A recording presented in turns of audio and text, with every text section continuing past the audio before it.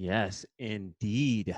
Let's get this microphone in place. It's time for another episode of the Daily Bread Project. We are going to have a guest today, another one of the podcast factory family. In fact, the other half of Grandma's Wealth Wisdom, Mr. Brandon Neely, is going to be joining me in just a little bit.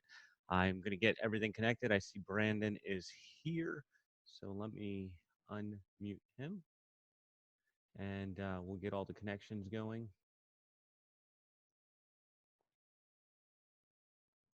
Brandon Neely, what's up?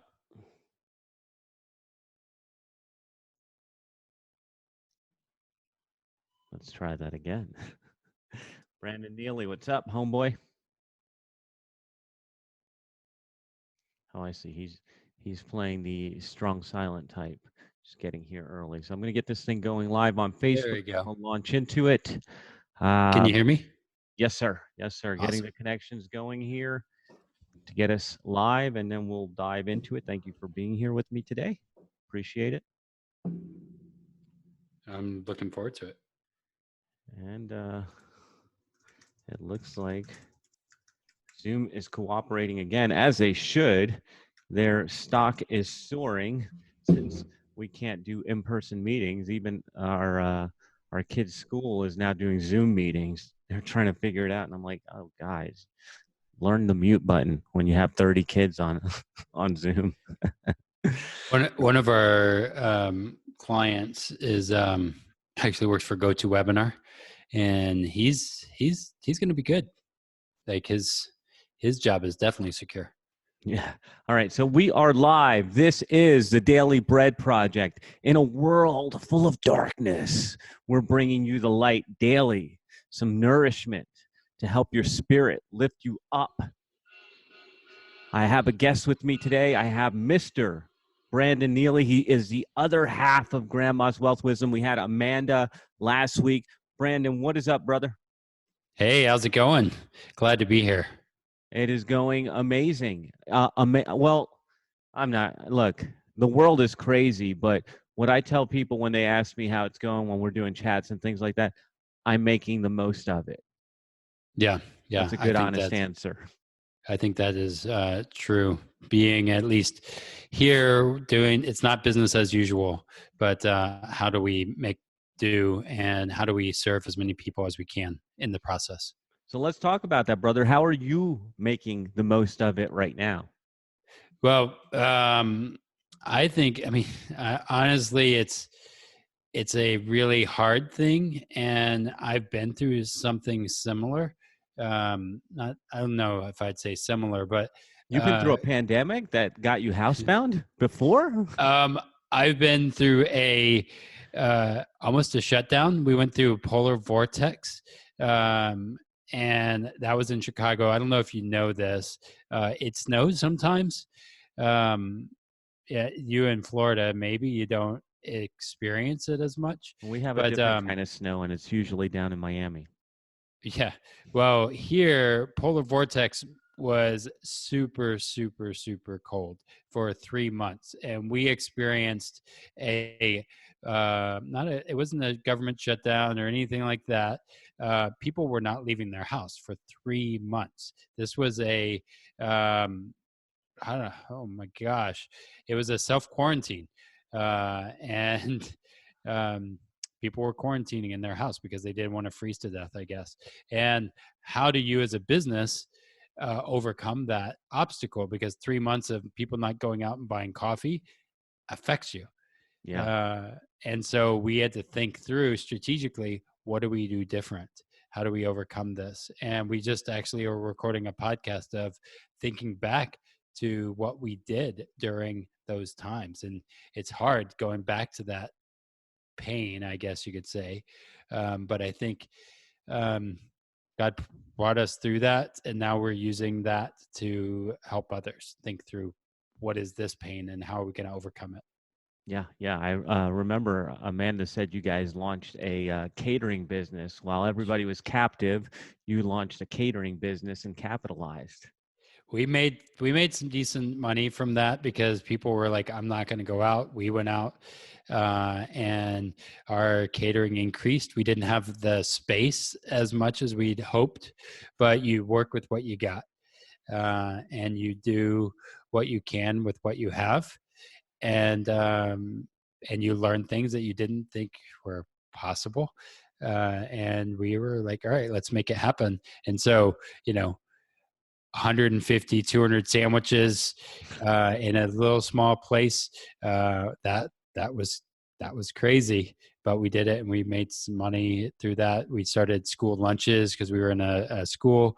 So then we did school lunches, making mac and cheese and all kinds of crazy stuff that a coffee shop doesn't normally do. Corn dogs, all kinds of stuff. I love it. So what are you doing now? You said that during the polar vortex, you learned a lot about yourselves, learned a lot about your resilience. So what are you learning today as we're going through another kind of quarantine, lockdown, whatever you want to call it? So I kind of think, again, what we do at Grandma's Wealth Wisdom is very, very even more valuable than anything. Cash and liquidity is huge. And the challenge I see from a business model is if people couldn't last a week, even big corporations couldn't last a week because they didn't have money in reserve. That's terrifying.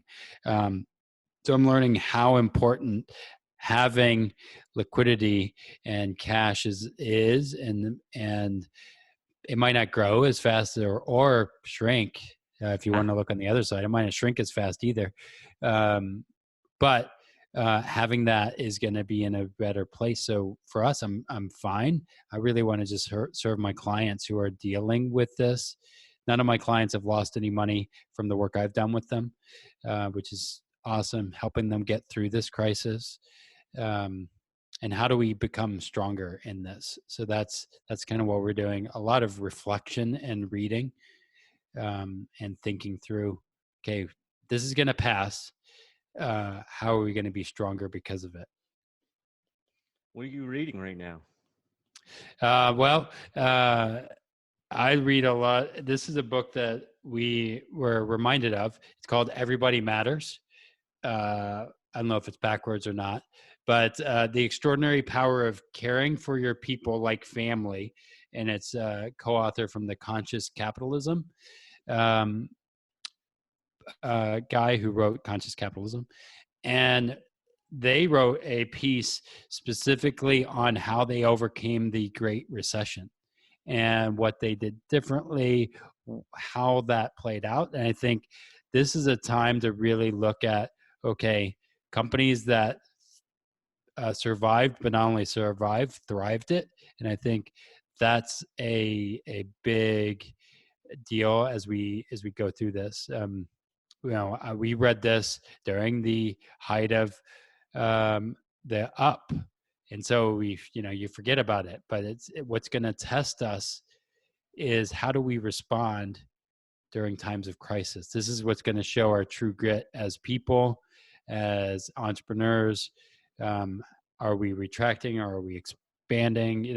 Are we leading? I remember hearing yesterday your guy, the DM, Mark Evans. saying, yeah, and I was telling my wife about this, not letting people go. That's a huge decision, but maybe there's other things that you can personally retract, right? That our lifestyle might change a little bit, but I'm responsible for more than just me. And so as a business owner, what do we do? It's not business as usual right now. That's something. So then what are you guys doing? What do you see? So are you doing the expansion thing? What's going on in Grandma's Wealth Wisdom? Yeah. So because we've experienced this, people are in a fear state, I think, right now, and kind of just frozen. That frozen in place, but just kind of wait and see. And so we are launching online call where we're sharing wise words that maybe grandma um, would have said, or it does say about how to prosper ethically when the next crisis happens, because there will be other crises that happens. There will be other black swan events, if you know what black swan event is. Not necessarily this big, hopefully never this big, but we don't know what's going to happen in our health. We don't know what's going to happen. Like I was from New Orleans. No one hopes for a hurricane. That was a black swan that was local to that area, but it affected the economy. The polar vortex affected Chicago. So things will happen. So what do we do financially to be prepared? And how do we get through this without, going into despair? You said fear freezes people. How do you deal with fear? How do you keep from freezing up when all this is going on? Because everybody, I mean, people are sitting on their couches watching Netflix right now and binge watching and frozen in place eating Cheetos. How do you keep that from happening? Well, I've had both of my parents have told me that the world is about to end, and that it's the end of the world as we know it. And I think it is the end of the world as we know it in some regards. Yes, systems are going to change. However, they probably thought that, remember Y2K, people thought the end of the world was going to happen. Yeah.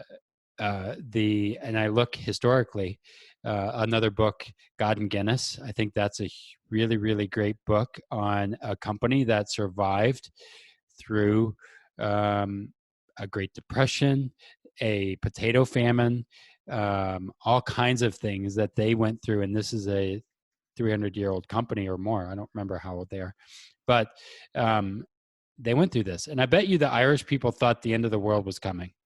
I mean, they've still not recovered fully from that. The Spanish flu, things will happen. I'm surprised this hasn't happened earlier, actually. So, will we recover from this? Yeah. Will it change us? Absolutely. Um, and so, knowing that the world as we know it is over, things have to be different, but it is not over, if that makes sense. Things are different. Does that Yeah. make sense? Yeah. Things are different. Well, I mean, sure. Things are always different after a big catastrophe, aren't they? Somehow, Yeah. some way, things are different. We're different, so we're also Mhm. different after this. And I think you believe, like I believe, that these are opportunities for growth. And so, what are some of the opportunities that you're seeing right now? Well, I think going back to the stuff I do is so important. I think about the market, and a lot of people just love the market. And I was listening to Dave Ramsey just to see what he has to say about it, and he said this, and I thought this was really really interesting. He said. Stock market's going down is as artificial as it can be. Stock market's going down as artificial as it can be, and don't be freaking out.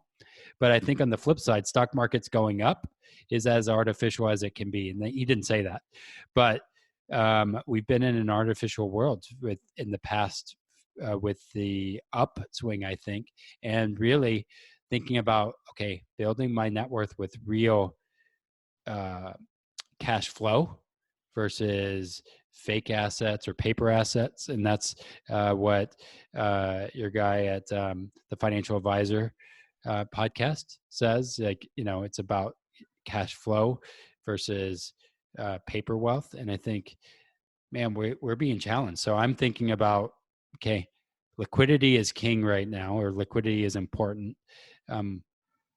How do I best position people for the next thing that will happen in their business? How do we make sure that, man, if something does happen in a business, you're okay? Like, we are fine because we've implemented profit first. We've went through these. We will overcome this.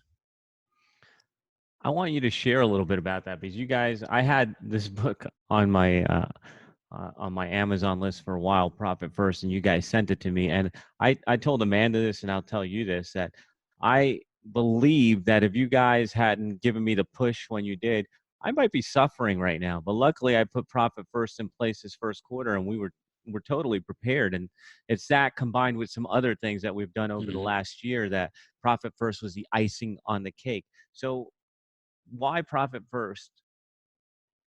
Well, as the entrepreneur, what they say is the um, business is a cash eating monster, right? It will always want more. And most businesses were on support of the banks, right? They were using credit to expand things and keep things operational, and credit to pay bills, credit to pay everybody, right? And again, when you have 2 days of being down, all of a sudden we're like, oh great, there's no sales coming through. Um, we can't pay, and I think that's a bad system, as we have seen. So Profit First is saying, okay, the entrepreneur needs to be paid first before everybody else. You minimize your operating expenses as a percentage. So the ideal way is 50% goes to um, owner's comp, 15 or 30% towards profit, 15% towards taxes, and 5% towards your profit account. Now, your profit account is used for the rainy day, and I think things are all being flipped aside, and things are challenging. But I've been putting money into my owner's compensation account, and making sure I'm not like overpaying myself, right? But I have 6 months of expenses ready to pay me. If I have no money coming in, I'm still good. I can still go through this.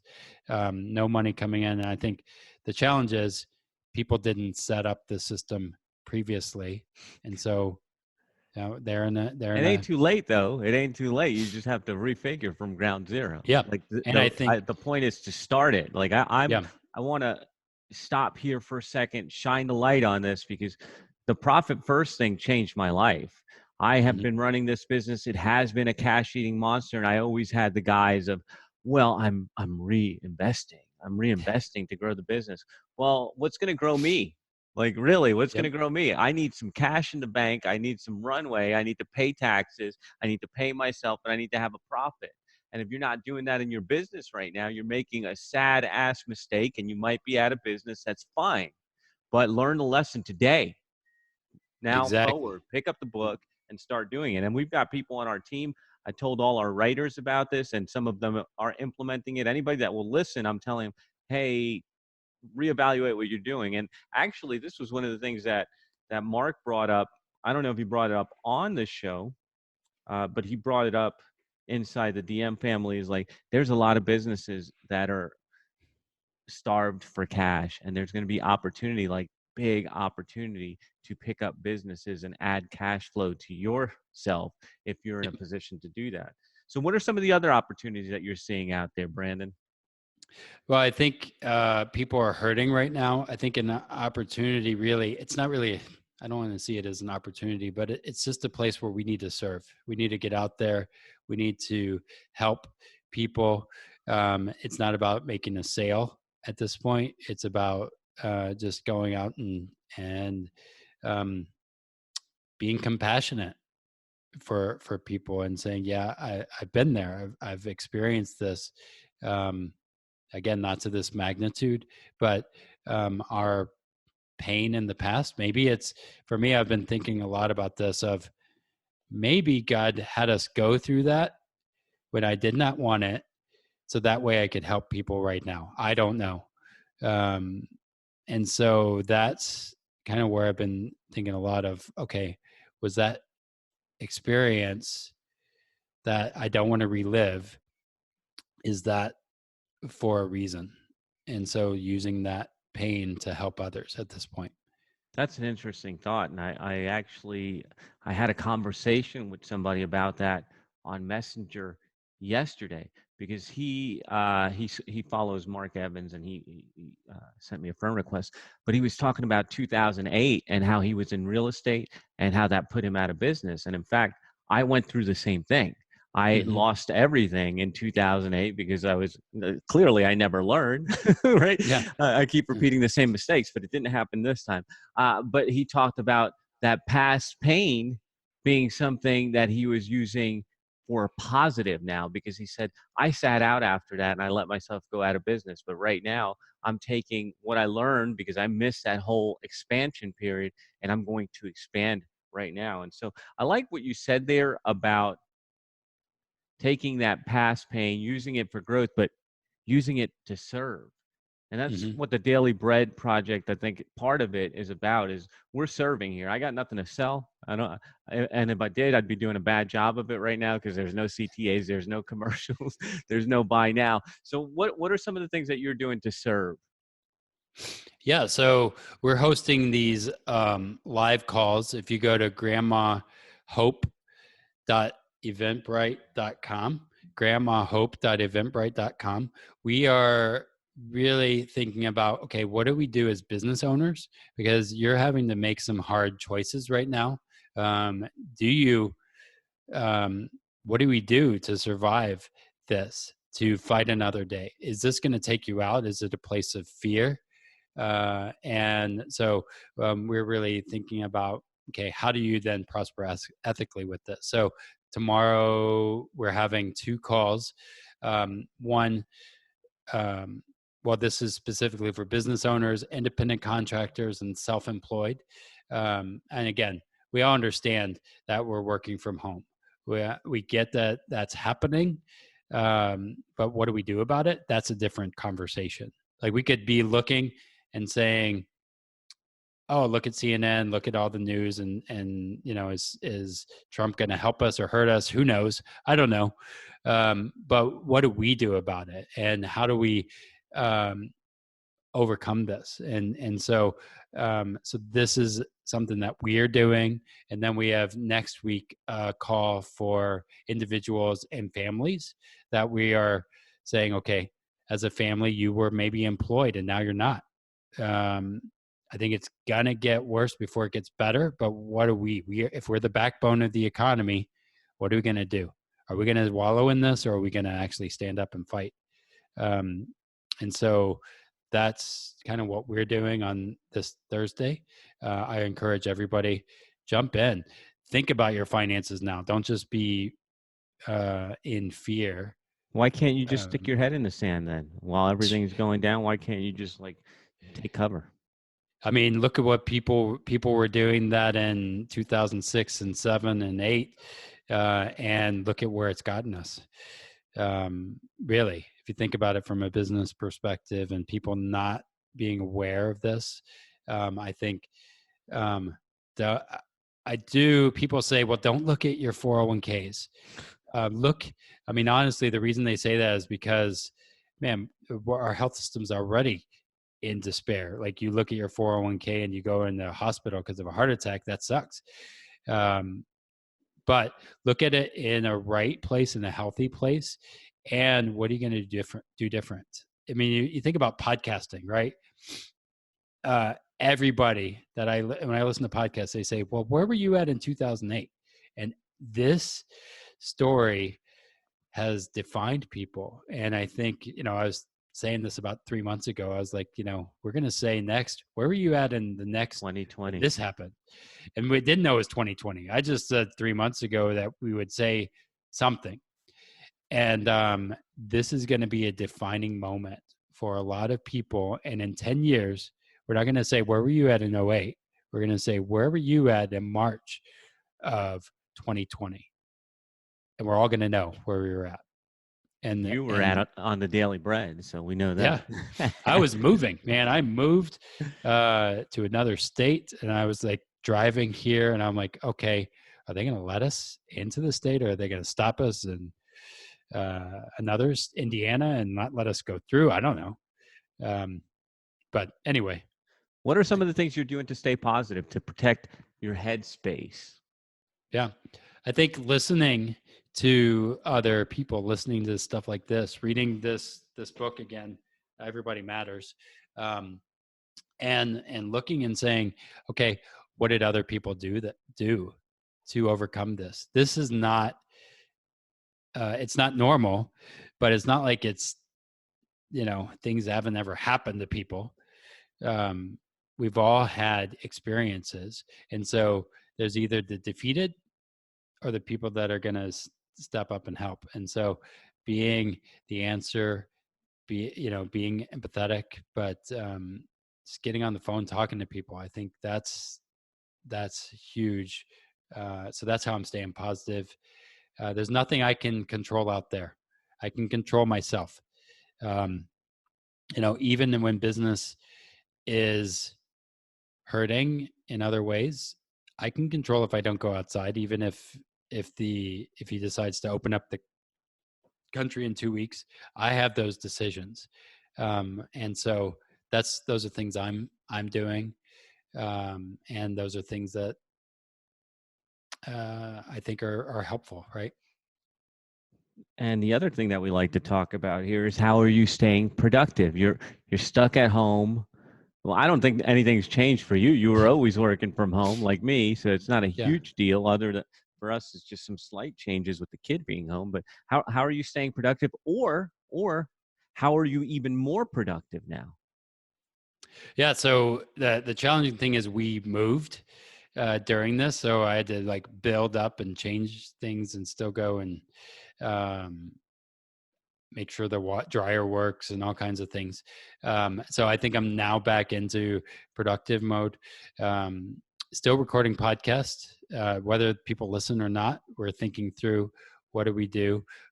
We have some videos that were coming out that we recorded about a month ago that maybe they're outdated already, and I haven't even released them. But we were anticipating volatility in the market. I didn't think it was going to be this bad, um, but what do we do different on that? So those are things we're doing. I have, I think, 3 lives today. I've been doing a lot more lives. Whether people listen or not, I don't know, but I want to be present for people and calling them. Uh, the the funny thing is, the excuse before was I can't answer the phone because I'm too busy at work and at these places. Now the excuse is I can't do anything because it's I don't know, but they're available. They're on the phone. They can answer the phone. So I'm going to call people and say I'm here. People will always make excuses for things, and for me, I'm not about making excuses. It's another thing of thinking, take 100% responsibility for everything, um, and that's what I'm doing, is saying, okay, yes, this happened, take the lumps, take responsibility. Where did we play a part in this whole thing? Yeah, I like that. Where do I fit into this? That was I had a feeling of helplessness last Monday, and that's why we launched the Daily Bread. Was I feel helpless? What's my part in this? And I want to, as we're closing, we've had a guest commenting. I don't know her personally. Maybe she's from your tribe, Lori Whitney. We have to get more creative and keep sharing the love. And I really like that idea of sharing the love with so much darkness, with so much out there that is just beating you down and trying to bring you down together. These, I mean, your your 401k is down, people are dying, whatever it is. That's what we're being hit with. And how do we fight back? Share the love. And that's what we're doing here on the Daily Bread Project, is bringing you light, bringing you love, bringing you positivity, so that you know it's out there, so that somebody's bringing it. So anything, Brandon, thank you for your time today. Most generous. You're always a great supporter. Brandon is from the Grandma's Wealth Wisdom podcast. He's part of the Podcast Factory family, has been for a couple years, him and Amanda. Anything you want to say as we're wrapping up? I think this is going to be a defining moment for us. We all have a part to play in this. That as a community, we're told stay home, right? Because of the spread, right? So we all have parts to play. Every one of us matters. Read these books. Like, again, Everybody Matters. Again, read that. On page 99 is what he talks about with the what he did during the collapse of 2008. Be a learner. Go and register for this call that Amanda and I are putting together. She's a lot better of a teacher than I am, so and a lot more, I guess, compassionate. I don't know, but go to grandmaswealthwisdom.com/hope or grandmahope.eventbrite.com and register. Like, we're here to serve. Those are things we're doing, and learn from the mistakes of the past. If you can do anything, learn from your own mistakes, learn from the mistakes of others. So that way, when we get, if this is leveling us off as we move forward, man, what do we do different? How are we going to be a different people because of it? Yeah, use this as a springboard for growth. All right, Brandon, thank you very much. Thank you for your generosity, brother. I always appreciate you. I always appreciate your support. grandmaswealthwisdom.com/hope, or just grandmaswealthwisdom.com for more of Brandon and Amanda's sage advice. Thank you, everyone. This is